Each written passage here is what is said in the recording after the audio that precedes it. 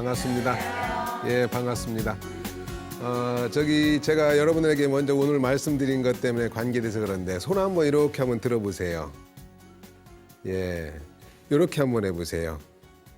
예, 지금 제가 보고 있는데 예, 됐습니다. 그 손가락이 다들 다 이쁘게 잘 생기셨는데 중간에 어떤 분은 새끼손가락이 짧으시고 어떤 분은 엄지손가락이 좀 두툼한 분도 계시네요. 그 제가 오늘 말씀드리는 것은 그 손가락의 건강에 대해서 말씀을 드리려고 그래요. 손가락을 요즘에 보면 뭐 네일 아트라고 해가지고 왜 손가락도 많이 이쁘게 관리하시잖아요. 뭐 발가락도 하시고 그런 거 보면 참 우리 여자분들은 많이 바쁘실 수밖에 없어요. 얼굴도 이뻐야 되고 몸매도 이뻐야 되고 피부도 좋아야 되고 머리카락도 이뻐야 되고 이제 손톱 발톱까지 갔으니 그 다음에 어디로 갈지는 모르겠어요. 뒤꿈치로 갈런지. 그런데 이런 손발가락까지도 저희들은 건강을 진단하고 어떤 병을 치료하는데 아주 중요한 그 지표로 삼아요. 한의학에서는. 그래서 이런 말 처음 들어보셨을 거예요. 무슨 손가락을 가지고 진찰을 한다고 그러나 그래가지고. 근데 진찰을 여러 가지 이 관점에서 하거든요. 얼굴도 보지만 몸도 보고 그리고 피부 색깔도 보고 또 심지어는 머리카락의 굵기도 봐요. 그래서 요즘에 염색을 많이 하셔서 그렇지 염색을 안 하신 상태에서는 그 머리카락의 색깔, 굵기, 모발의 그 윤기라든가 이런 것도 다 관계가 돼요. 근데 오늘 제가 말씀드리는 이 손가락에 관계된 것은 손가락은 오장육부의 손가락이나 발가락은 오장육부의 그 기운이 바깥으로 쭉 뻗어나온 싹이라고 보는 거예요. 이게 그렇기 때문에 그 영향이 되는 거죠. 제가 봤던 인상 깊었던 그 꼬마 아가씨가 있었는데 6살 배기 아가씨였는데 이 아기가 왜 왔냐면 딱 왔는데 들어올 때부터 이 친구는 그 손가락을 빨아요. 되게 많이 빨죠. 애들 때는 많이 빠는데 그것을 요즘에는 너무 심리적인 거로 많이 이해를 하는데 심적인 것도 있지만 심리적인 안정감이 없어서 불안해서 이런 것도 있는데 그 아이는 그 손가락을 참 빠는데 나중에 보니까 엄지 손톱이 반밖에 안 자라 나와 있어요. 뜯었느냐 그러니까 뜯지는 않는데요. 뜯지는 않는데 이게 자라나오질 않는데요. 반만 크다가 그만두는 거야. 이게 더 이상 안 나오는 거예요. 그러니까 엄마가 집안 식구가 다 걱정이시지. 근데 거기다가 얘가 돌 정도 좀 지나면서 계속 천식, 기침이 안 낫는 거예요. 그 다음에 아토피 피부염이 있어요. 아토피 피부염이 있으니까 계속 긁을 거 아니에요. 그러니까 안쓰럽죠. 그런데 또 하나는 애가 배가 잘 아프면서 잘 안 먹어요. 안 먹으니까 사람이 안 먹으면 기운 쓸릴 수가 없잖아요. 그러니까 유치원만 갔다 오면 애가 한두 시간 꼭 자야 되는 거예요. 그러니까 애가 짜증도 많죠. 자기가 힘들고 그러니까. 근데 그러면서 여러 군데서 치료를 받은 거죠. 받았는데 받는 순간은 좀 덜한데 또 마찬가지니까 엄마도 힘들고. 근데 아주 귀하게 얻었나 봐요. 아주 힘들게 얻었는지 몰라도 그 엄마 아빠도 오셨고 양가 할머니 할아버지가 다 오신 거예요. 이 아기는 하나님 하는 게 들어왔는데 어른들이 6분이 쭉 있으니까 꽉 차요 아주. 그만큼 걱정이 많으신 거지. 여러 군데로 했는데 심지어는 손톱이 이게 엄지손톱이 안 크니까 나중에 크면 이걸 뽑으면 다 새로 잘 끝까지 자랄 수 있다는 어떤 그 근거 없는 얘기도 하고 그런 위험한 생각이거든요. 그래서 그러니까 그 마음이 얼마나 이게 답답하셨겠어요. 그래서 저는 간단하게 봤어요. 그냥 아기가 들어올 때 입술을 이 손가락을 빠는데 엄지 손가락을 빠는데 이 멍톡하기도 하지만 무엇보다 손톱이 안 자라 나왔어요. 그럼 저희 한의학에서 이것을 뭐로 보냐면 오장육부에서 폐가 약한 거로 보는 거예요. 아까 제가 말씀을 드렸잖아요. 이 손가락 발가락은 오장육부가 쭉 바깥으로 드러나는 싹이다 이렇게 말씀을 드렸는데 그 싹의 상태를 보면 그것이 관계된 장부의 건강을 알 수가 있는 거죠. 좀 비유가 맞는지 모르겠는데 그 싹을 보면 안다 그러잖아요.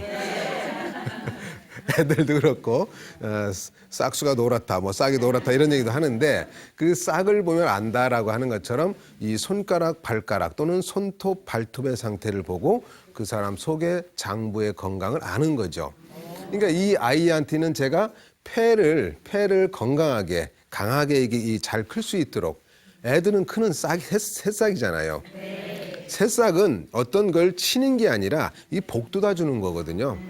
네, 복돋아 주는 거예요. 그래서 그런 식으로 치료를 해 줬어요. 약을 줬는데 애가 점점 배 아픈 것도 덜해지고 밥도 잘 먹으니까 일단 밥을 잘 먹으니까 똥을 잘 쌀 거 아니에요. 똥을 잘 싸게 되면 뭐가 좋아지냐면 피부가 좋아져요. 네, 여자분들도 마찬가지예요. 또 하나는 그러니까 애가 점점 피부가 좋아지니까 가려운 것이 덜 할 거 아니에요. 그러니까 짜증이 덜하죠. 짜증이 덜하고 먹는 걸 잘 먹으니까 애가 기운도 나니까 유치원 갔다 와서 누워서 자는 것도 훨씬 덜해지고 이게 엄마가 재미있지. 그렇게 이제 하다가 한 4개월 정도 지나니까 딛고 와가지고 손톱을 쭉 보여주더라고요. 이게 쭉 보여주니까 이게 나와가지고 엄마가 깎은 거예요. 조금. 그치? 그러니까 엄마는 아주 그날이 기념일이 되는 거지.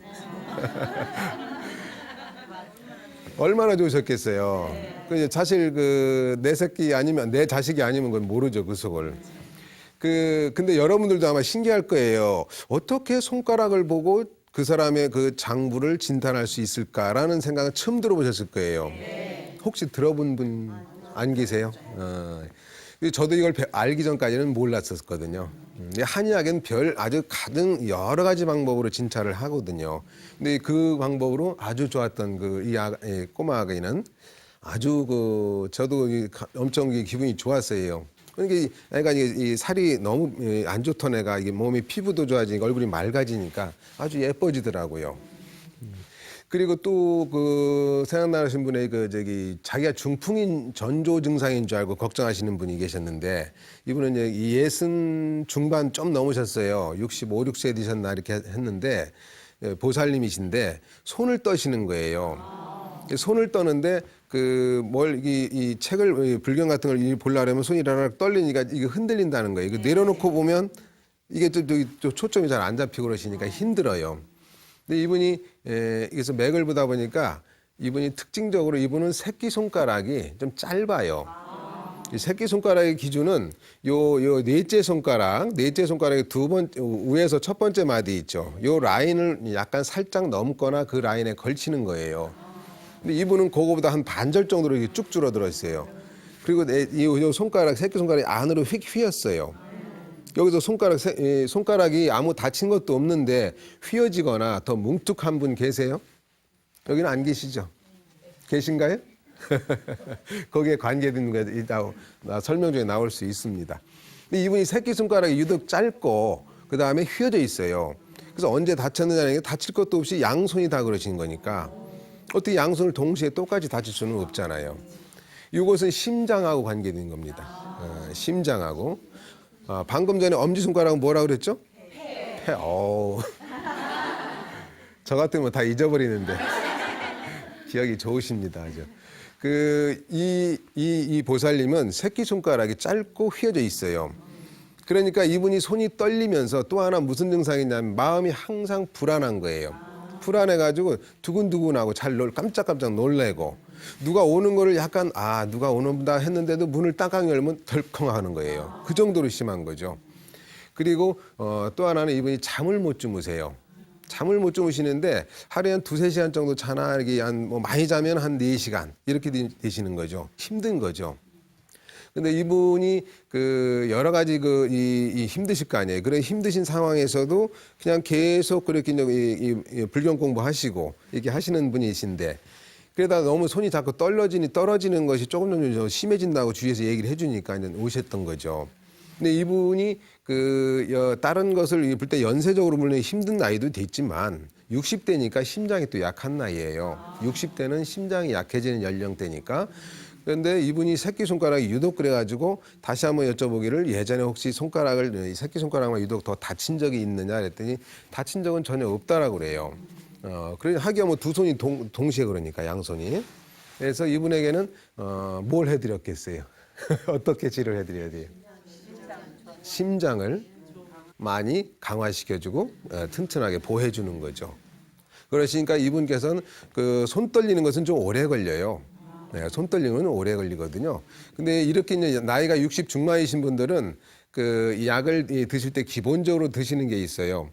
1살짜리 애기들은 몇천 맥이죠? 1,000맥이지. 60이 넘으셨으면 기본적으로 60첩을 드셔야 이게 몸에서 이게 약효가 이거 쭉 들어와요. 아, 실제로 그래요. 저도 처음에는 이 생각을 안 했었는데 이렇게 보니까 그게 맞더라고요. 그 말씀이. 이 보살님도 잠이 먼저 잘 주무시게 되고 마음이 불안한 것이 좀 점점 덜해지면서 요 손이 떨리는 것이 웬만큼 주위에서는 모를 정도로 본인이 이렇게 보면 약간 떨린다는 그 정도까지는 치료를 받으셨는데 이 생활에 불편은 없게 됐어요. 근데 제가 지금 말씀드리는 대로 지금 손가락, 이 엄지손가락, 새끼손가락이 있잖아요. 나머지 3개 손가락이 뭐 궁금하실 거 아니야. 그래서 요거는 말씀을 드릴게요. 둘째 손가락은요, 대장의 건강에 관련이 돼 있습니다. 대장의 건강에. 그 다음에 3번째 손가락은 심포. 이 심포라는 말을 혹시 아세요? 이건 심장을 여기 싸고선 심장을 보호하면서 심장의 역할을 같이 보좌해주는 역할을 하는 거예요. 쉽게 표현하면 심포가 나쁘다 그러잖아요. 네, 그 마음 씀씀이. 그것을 이게 심포가 하는 역할이에요. 중에 하나가 마음 씀씀이의 그 역할을 하는 것이 심포예요. 그리고 넷째 손가락은 이건 삼초라고 해가지고요. 거의 잘 처음 들어보셨을 거예요. 삼초라고 하는 것이 내 몸에 우리 몸을 상중하로 봤을 때 상중하와 좌우로는 딱 구분이 되죠. 상중하는 3등분 되는데 요 순환을 시켜주는 데 아주 중요한 역할을 하는 장부예요. 그래서 한의학에서는 이것을 보이지는 않지만 그 기능은 분명히 있다 해가지고 하는 장기인데요. 요렇게 이것으로 인해서 많이 고생하는 분들이 계세요. 지금 제가 마지막 이 3번째 말씀드릴 분이 이분이 50대 중반이신데 이분은 어떤 분이셨냐면 요 넷째 손가락이 두툼해요. 거의 엄지 손가락의 거의 그거보다는 아닌데 다른 셋째 손가락에 비해서 유난히 굵어요. 그리고 유난히 굵으면서 좀 짧더라고요. 좀 멍툭하다 그러나 이게 몽당연필처럼 멍툭해요. 근데 이분이 오신 건 뭐냐면 몸이 이렇게 잘 붓는 거예요. 몸이 붓고 소화가 안 되고 자기는 진짜 고기에 고자도 안 먹는데 거의 멸치도 안 먹을 정도인데 자꾸 고지혈증이 높아지는 거예요. 고지혈증이 자꾸 높아지니까 이게 걱정스럽다는 거죠. 그런데 이 3초가 막힌 분들의 특징은 뭐냐면요. 몸에서 있어서 무슨 음식을 먹었을 때 목에서나 또는 가슴에서나 아니면 지금 기침하시는 분처럼 이게 사례가 잘 걸리거나 어떤 때는 여기가 잘 막히거나 뭉치는 것처럼 또 하나는 물을 마셔도 이게 꼬르륵꼬르륵하고 막히는 느낌을 잘 받아요. 그거는 그 직접적인 그 해당이 되는 분들이 지금 많지는 않으세요. 근데 그분들의 고통은 그것을 정확하게 봐서 치료해 줄 때까지는 끝나지가 않아요. 근데 이분이 뭐가 문제냐면 자기는 바로 누워서 잡았으면 좋겠다는 거예요. 왜 바로 누워서 잡았으면 좋겠냐면 이 배에 덩어리가 있는 거예요. 덩어리가 있어서 바로 누우면 이게 땡긴대요. 땡기면서 뭐가 이게 위로 쿡 쳐올라오는 거야. 그러니까 옆으로 이렇게 하고 자면 또 괜찮고. 검사는 다 해보신 거죠. 그러니까 뭐 MRI 찍어보고 그다음에 내시경도 해보고 뭐 나름대로 조직 검사를 해봐야 되냐니 조직 검사는 또 거기까지는 안 가도 되고 안 나오니까 아무것도 말짱하게 나오니까. 그래서 이분이 이렇게 고생하시는데 가장 자기가 뭘 먹기가 무서운 거예요, 이 양반은. 그다음에 아침에 일어나서 붓잖아요. 여기서 붓는 분 계세요? 대부분이 한 12시, 1시면 풀리잖아요, 붓기가. 근데 이분은 아니에요. 한 4시, 5시는 가야 돼요. 그러니까 몸이 안 좋은 날 같은 경우는 거의 뭐 6, 7, 8시까지도 붓기가 안 빠진대요. 아주 힘드신 거죠. 이게 대변도 힘들게 되고. 그러니까 이분이 그건 뭐 다 난 부어도 좋고 다 괜찮은데 이것 좀 풀었으면 좋겠다는 거예요. 근데 그렇다고 이게 눈에 보이지 않으니까 더 걱정될 거 아니에요. 근데 이분이 들어오실 때 제가 처음에 딱 봤는데 어떤 모습이었냐면 이 손가락은 나중에 진맥을 할 때 보는 거고 들어오실 때 요 코에 이 콧등이 있잖아요. 콧마루라고 그러나요? 콧마루 중앙 부위가 약간 불룩한 분 계세요. 이게 볼록한 분이거나 약간 좀 옆으로 약간 살짝 태어난 분 계시죠? 아시나 모르겠어요. 예, 예. 이런 분들이 이렇게 막히는 중간중간에 막히고 뭉치기가 쉬운 체질이에요. 그래서 저희들은 이런 분들을 3초가 막혔다. 3초.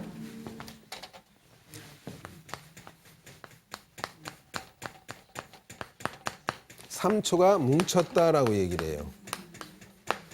요런 분들은 사실 직접 정확하게 보지 않으면 아무리 이런 분들한테 소화제를 줘도 소용없는 게 이런 분들은 소화가 막히는 것뿐이 아니라 몸에 이게 덩어리 혹가 또 잘 생겨요. 뭐 갑상선 혹이라든가 갑상선 결절이라든가 아니면 대장의 용종이라든가 아니면 자궁의 근종이라든가 이런 것이 잘 생겨요. 물론 자궁의 이 혹 같은 경우는 다른 생활 속에서 잘못된 것이 많아요. 특히 요즘에 젊은 자궁의 혹 얘기를 잠깐 말씀을 드리면 젊은 사람들이 너무 이 술을 마시면서 찬 것을 많이 마셔요. 아가씨들도 그런 게 많이 하죠. 그거는 그런 식으로 만약에 술을 마실 때 얼음물까지 찬 것을 먹는 이유가 술을 안 취하려고 하는지 빨개지지 않으려고 하는지는 모르겠지만 그런 식으로 한 3년 정도만 하면 제가 봤을 때는 최소한 80에서 90% 사람은 혹이 생겨 있어요. 그래서 주위에 그런 분 계시면 그런 분 혹시 아가씨들이나 따님들 이렇게 있으면 꼭 좀 얘기 좀 해주세요.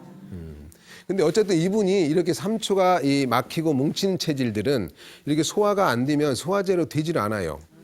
소화제로 되지 않는 특징이 있어요. 먹으면 좀 덜한 것 같은데 도로 마찬가지인 거예요. 이건 심각하게 생각해야 돼요. 그래서 이분 같은 경우는 제가 이 콧등도 봤지만 넷째 손가락이 유독 뭉툭하고 짧았기 때문에 그래서 그 병을 보고 그 약을 특수하게 만든 약이 또 있거든요. 그래서 그 약을 드렸는데 이분이 이제 한 2달 정도 지나면서 잠을 잘 수 있게 된 거예요. 그것도 반듯하게. 그러니까 이분 말씀대로 자기는 지금 이게 30년 만인지 40년 만인지 기억이 안 난다는 거지. 이게 이제 언제부터인지 이렇게 못 자니까. 그랬는데 이제 잠을 이렇게 반듯하게 누워 자니까 신기하대요. 일단 등이 바닥에 닿다는 게 신기하다고요. 그렇게 하셨어요. 이렇게 이분이 지금 저한테는 광팬이 되셨어요. 아주 말 그대로. 그래서 제가 오늘 몇 분에게 경우를 말씀을 드려서 이 손가락 우리는 아무렇지도 않게 생각했는데 이 손을 깨끗하게 닦는 것도 좋지만 손가락 상태가 우리 몸의 건강, 오장육부의 건강 이것이 어떻게 관계되고 이것을 한의원에서는 어떻게 이것을 진찰에 쓰고 그다음에 치료하는 데 쓰는지 여러분들은 이거 생소한 말씀일 것 같은데 이걸 말씀을 드렸습니다. 오늘 강의는 여기까지 말씀을 드리기로 하겠습니다. 그러면요 여기 오신 분 중에서 손가락도 좋고 발가락도 좋고 궁금하신 거 있으시면 말씀을 주십시오. 제가 말씀을 드리겠습니다. 손 좀 한번 들어보실래요? 예, 말씀해 보세요. 제가 좀 속이 좀 안 좋아가지고요.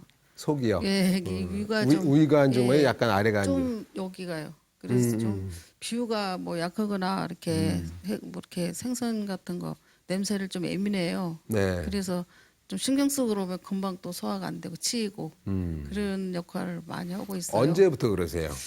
한참 됐어요. 1년인가요? 아니면 한참이라면은 5년인가요? 1, 2년 됐어요. 1, 2년 정도? 예, 예. 지금 나이가 어떻게 되세요? 지금 한 55, 50대 중반? 예, 초중반? 중반이에요. 중반이세요? 예, 예. 네, 잠깐만 맥을 좀 보겠습니다.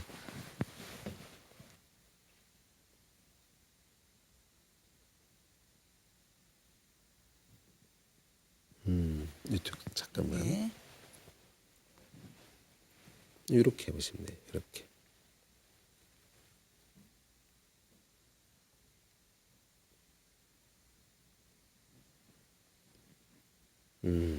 저기 평소에 보면